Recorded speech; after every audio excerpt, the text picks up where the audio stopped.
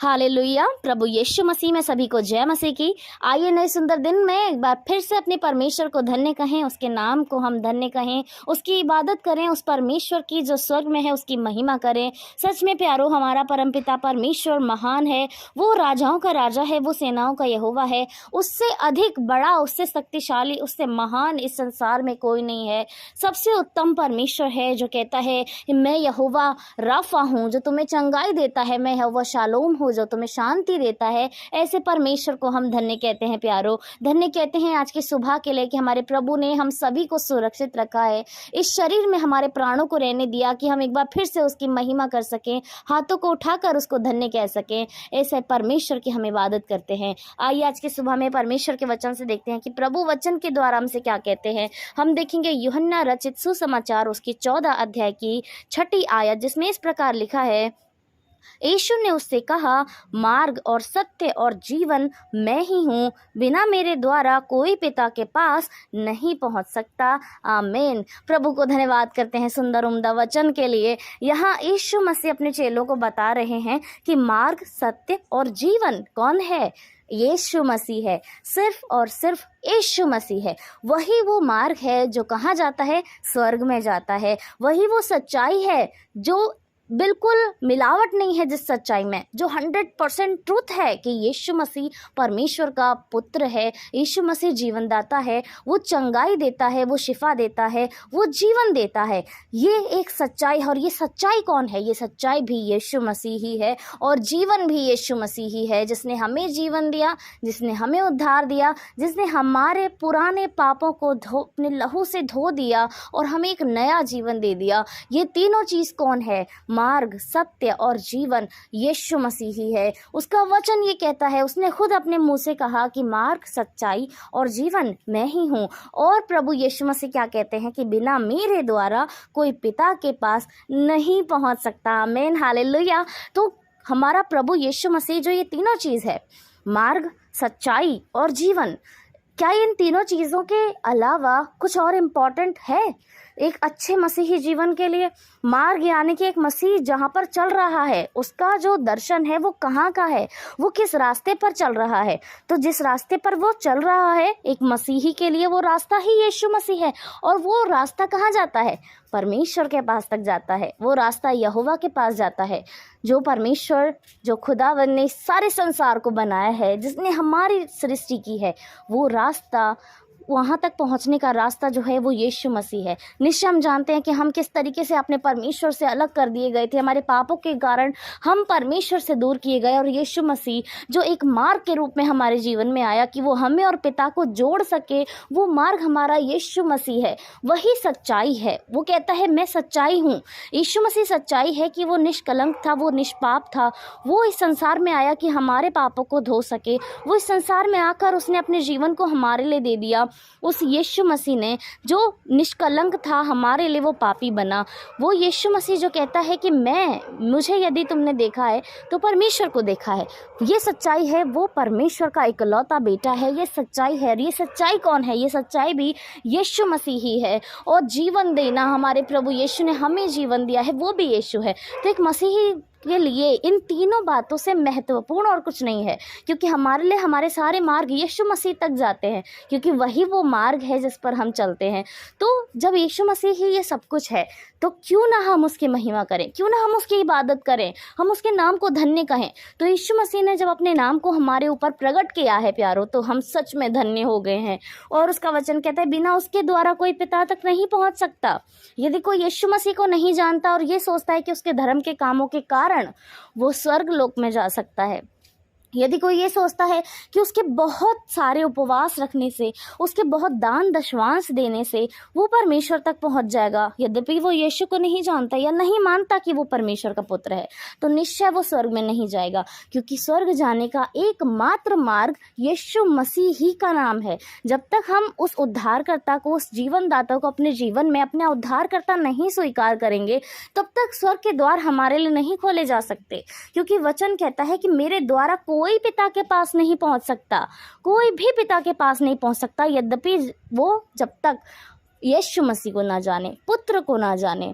एक घर का उदाहरण हम देखते हैं तो एक घर है, इस संसार में एक घर है और कोई व्यक्ति जो है उस पिता को नहीं जानता, उस घर के एक मालिक को नहीं जानता जिसने वो घर बनाया है, लेकिन वो उसके बेटे को जानता है। वो भली भांति उसके बेटे को जानता है और जब वो उसके बेटे को जानता है तो वो उस घर में प्रवेश कर सकता है। लेकिन जब वो उसके बेटे को नहीं जानता और वो ऐसे ही उस घर में आ जाएगा और पुत्र कहे कि मैं इस व्यक्ति को नहीं जानता, तो पिता उस व्यक्ति को कभी अपने घर में नहीं आने देगा। क्यों? क्योंकि या तो उसका पिता को उसका जानना ज़रूरी है या उसके पुत्र का उसका जानना ज़रूरी है। जब तक वो पुत्र को नहीं जानेगा तब तक वो घर के अंदर नहीं जा सकता, और जब उसके पुत्र के साथ उसके संबंध अच्छे होंगे वो उसका खुद स्वागत करेगा कि तुम मेरे पुत्र को जानते हो, यानी मुझे जानते हो, तो तुम्हारा इस घर में स्वागत है। बिल्कुल ऐसे ही हमारा प्रभु परमेश्वर का राज्य भी है।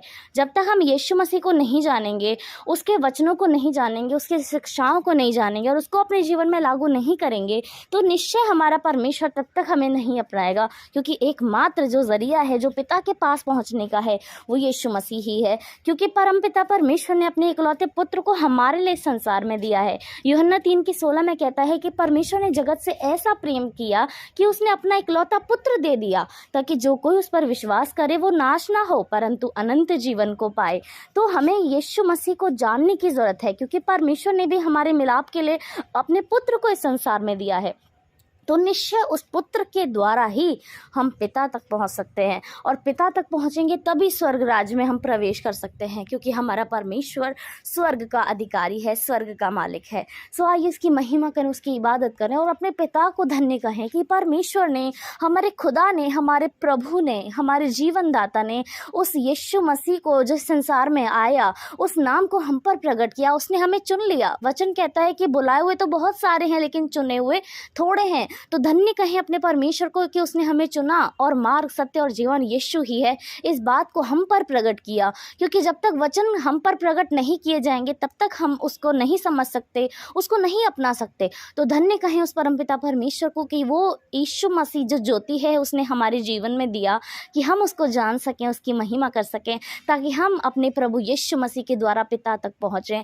आइए हम उसको धन्यवाद कहें, धन्य कहें। सच में हम बहुत कुछ मांगते हैं अपने जीवन में, हमें बहुत सारी ज़रूरतें होती हैं। हमें अच्छी बॉडी चाहिए, हमें अच्छा पैसा चाहिए, अच्छा घर चाहिए, अच्छे कपड़े चाहिए, अच्छी एजुकेशन चाहिए, अच्छा बिजनेस चाहिए, जॉब चाहिए, सब कुछ हमें अच्छा चाहिए होता है।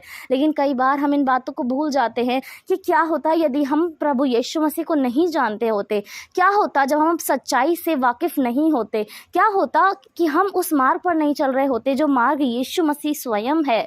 क्या होता कि जब यीशु मसीह ने अपने जीवन को हमारे लिए दिया, उस जीवन को हम नहीं अपनाए हुए होते, क्या होता हमारे जीवन का, हम कितने अंधकार में होते।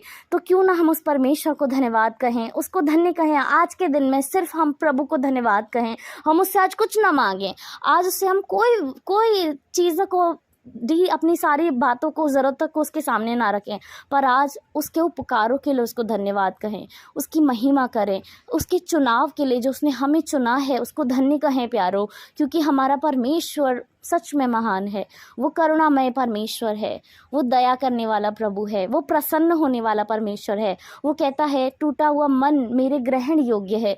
तो आइए इस बात से अपने मन को तोड़ें, इस बात से हम अपने मन में एक झुकाव लाएं, एक बोझ लाएं कि प्रभु परमेश्वर ने हमें चुन लिया है प्यारो। उसका वचन कहता है मैंने जगत के मूर्खों को चुना है कि वो बुद्धिमान को लज्जित करें। तो धन्य है हम जो इस जगत के मूर्ख हैं, क्योंकि हमारे परमेश्वर ने हमें चुना है कि हम उसकी महिमा कर सकें। न जाने कितने लोग इस संसार में हैं जो अच्छे पैसे वाले हैं, अच्छे ज्ञानवान हैं, लेकिन तब भी वचन उन पर प्रकट नहीं किया गया। लेकिन धन्य है वो परमेश्वर जिसने वचन को हमारे ऊपर प्रकट किया है कि हम उस ज्योति को ग्रहण करें। उसका वचन हमारे पाँव के लिए ज्योति और दीपक है कि हमारे रास्ते में वो उजियाला दे सके। आइए उसको धन्य कहें और सच में उस परमेश्वर की महिमा करें, उसको धन्यवाद करें। धन्यवाद धन्यवाद धन्यवाद स्वर्गीय आसमानी पिता, आपको धन्यवाद करते हैं प्रभु।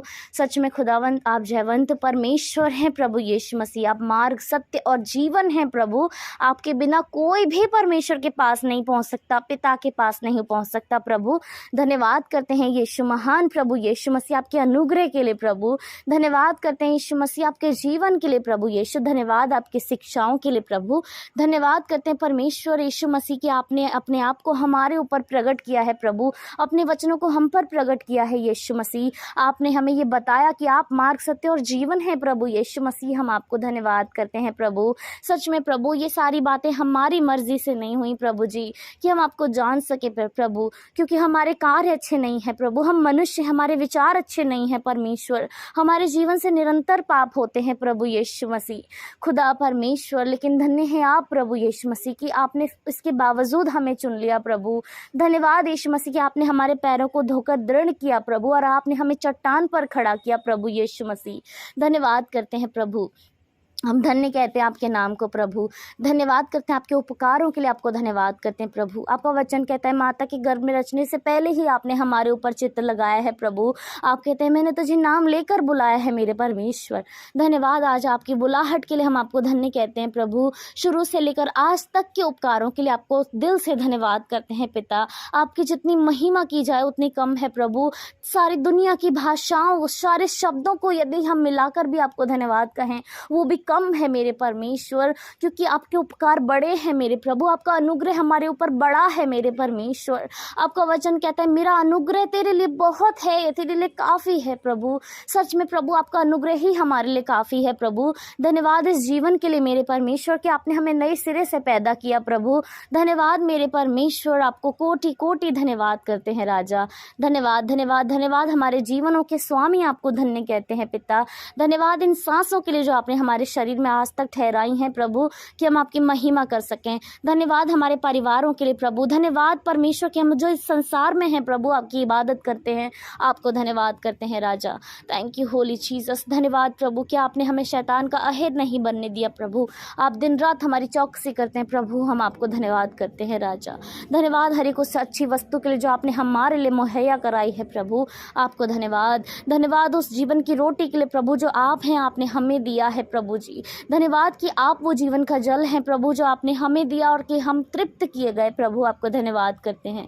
आपके कितने उपकारों को हम स्मरण करें प्रभु, क्योंकि आपके उपकार बड़े हैं, आपके उपकार ज़्यादा हैं मेरे परमेश्वर। धन्यवाद धन्यवाद धन्यवाद स्वर्गीय आसमानी पिता। धन्यवाद करते हैं प्रभु सारी बातों के लिए, आपको धन्य कहते हैं प्रभु।